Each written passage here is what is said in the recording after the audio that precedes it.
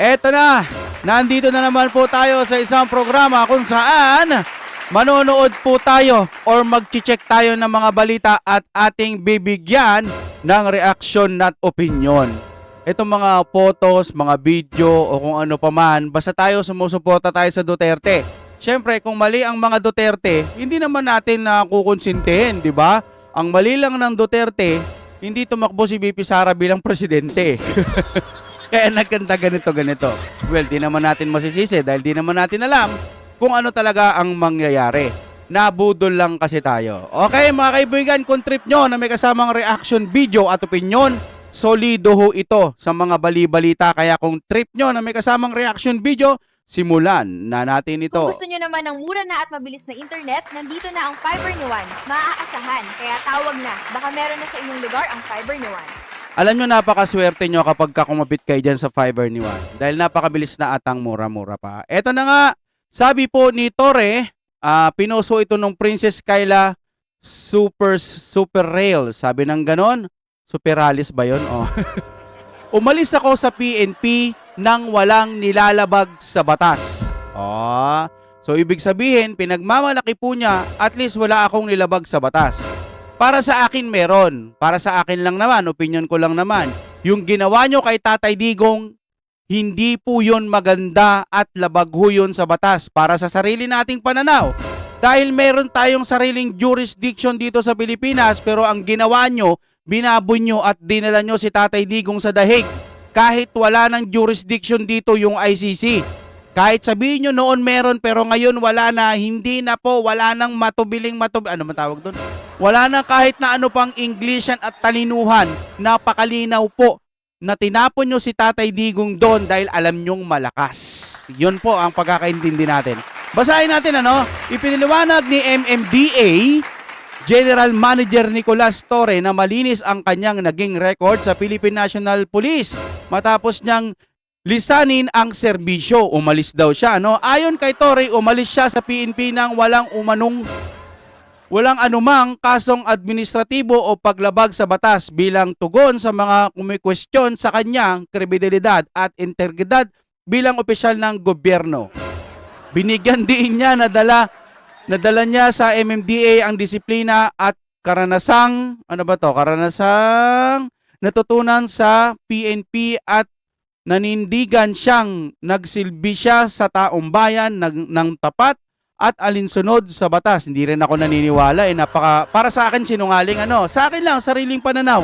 Yung ginawa na pa lang niya sa KMJS KOJC kaya Pastor Kibuloy, binalahura nila yung sa loob. Sabi nga ni Kuya Jay Guevara, napakalinis po ng lugar na yon. Pag may nalalaglag na dahon galing sa mga puno, maya't maya may kumukuha. Mabango, amoy nature, malinis.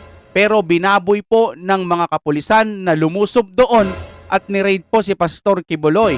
Ganon ang nangyari dahil sinasabi nila walang tear gas, etc. Tapos wala daw nasaktan, wala daw relba, beng-beng, walang ganon. Pero nakita naman ho natin ang dami. Iba yung sinasabi nila sa mga bias media o sa mga media doon po sa tunay na nangyari. Wala daw mga relba, payapa daw. Payapa ba yung ganon?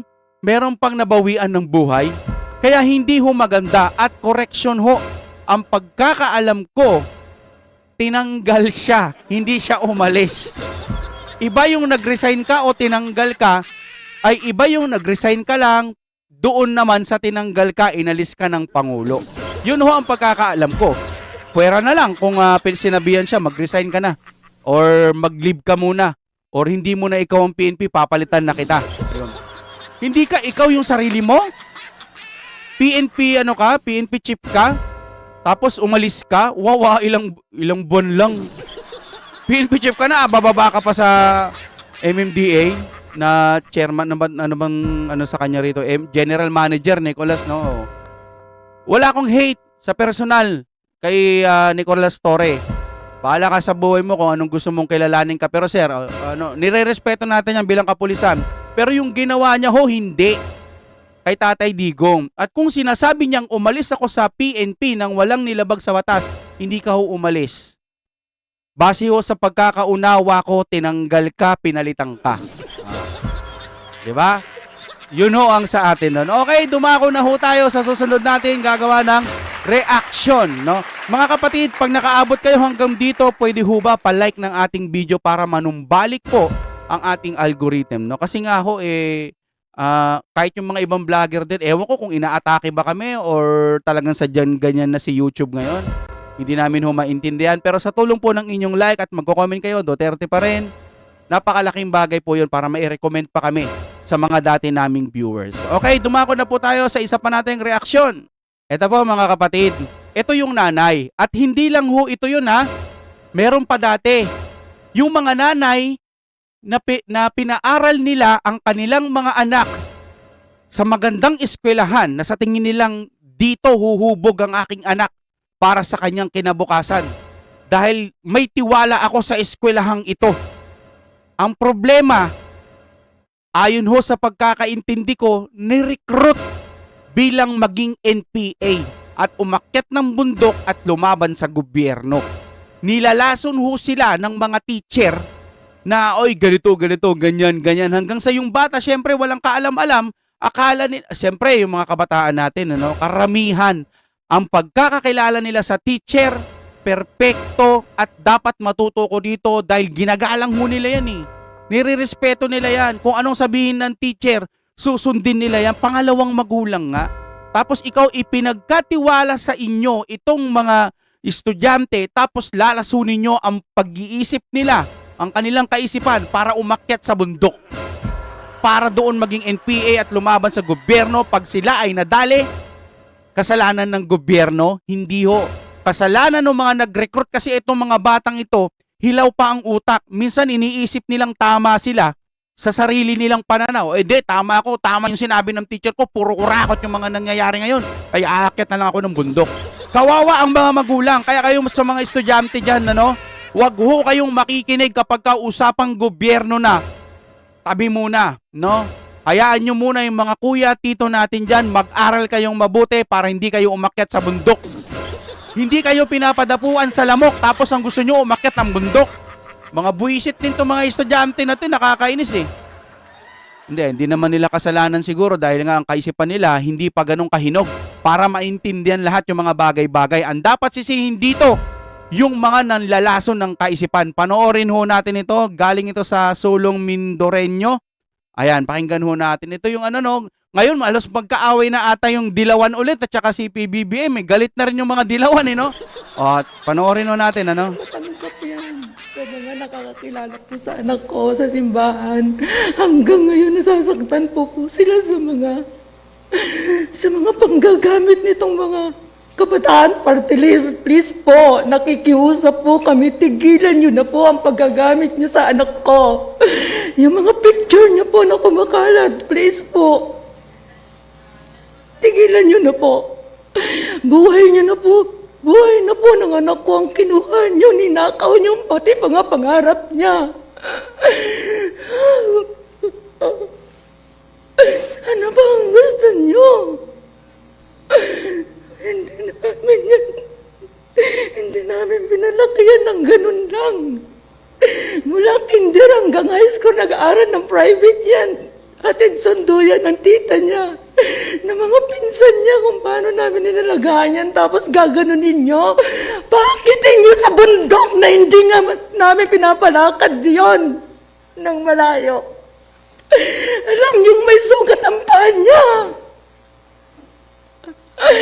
Ginanyan nyo. Inakyat nyo sa bundok. Tapos iniwan nyo. Tapos ngayon kayo pa may ganang sumigaw ng hostesya. Kami yung kinuhan nyo ng pangarap. Kami yung ninakawan nyo. Bakit po kayo ganon?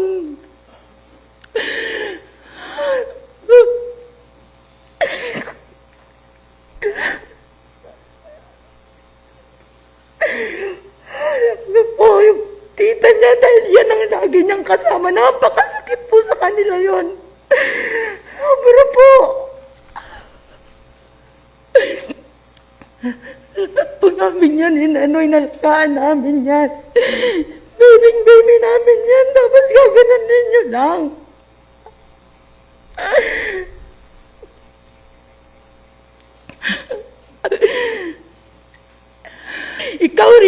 Ikaw yung leader ng kawalang yan ng party list, kabataan party list na yan. Ikaw dapat ang managot niyan.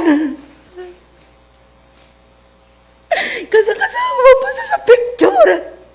Nag-iya ka. Pasensya na po.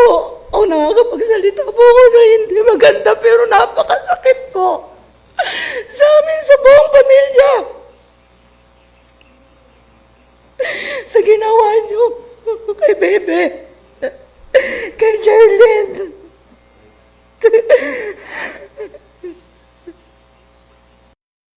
Ay, di ba? Isipin nyo to mga kapatid. Una sa lahat, i-like nyo yung video para kumalat. Para magising lalo yung mga magulang natin. Nila pala. Sa mga kabataan na iniisip nila, okay tong mga teacher na to. Sa mga magulang naman, pag alam nyong ganun na yung eskwelahan, bakit dun nyo pa rin papaaralin? Hindi natin nilalahat yung mga eskwelahan. May mga eskwelahan na may mga mababait doon, hindi sang-ayon kung anumang eskwelahan yan. Pero hanggat maaari mag-ingat na tayo, hindi ko sinasabing huwag kayong mag-aral dyan. Kung saan man yan o kung saan nakita nyo may mga lugar na may mga isyong ganito, huwag nyo nang paaralin muna anak nyo hanggat may mga nakaupong pabaya. Ilang beses na akong nakakita ng ganitong magulang. Nung unang beses, umiiyak din yon, parang 3 o 2 nanay, nandoon pa ata sa hearing yon, public, ewan ko kung senado. Umiiyak din ho yun, nanghihingi ng katarungan. Pero may nangyari ba? Wala. Kasi nga, naging miyembro na sila ng NPA, kaya wala nang magagawa. Lumalaban na sila sa gobyerno. Ngayon, sino ba ang dapat sisihin? Yung mga nagre-recruit. Nasaan ba sila ngayon? Nakaupo na rin. Diba? Nakakadurugo ng puso itong nangyayari sa atin ngayon. Tamo sila naglalabanan. May nakita pa akong post, ginamit mo lang kami, etc. Ganyan-ganyan. Sabi nung nakaupo din na naghihimuran sila ngayon, magkakampi. Tapos ngayon nagkakaparinigan sila. Tapos sa bandang huli, sino ba ang laging sinisisi? Duterte. Duterte na naman, kasalanan na naman ng mga Duterte. Kurakot ang mga Duterte. Wala na tayong ibang narinig sa administrasyong ito, kundi kurakot mga Duterte. Duterte, puro kurakot.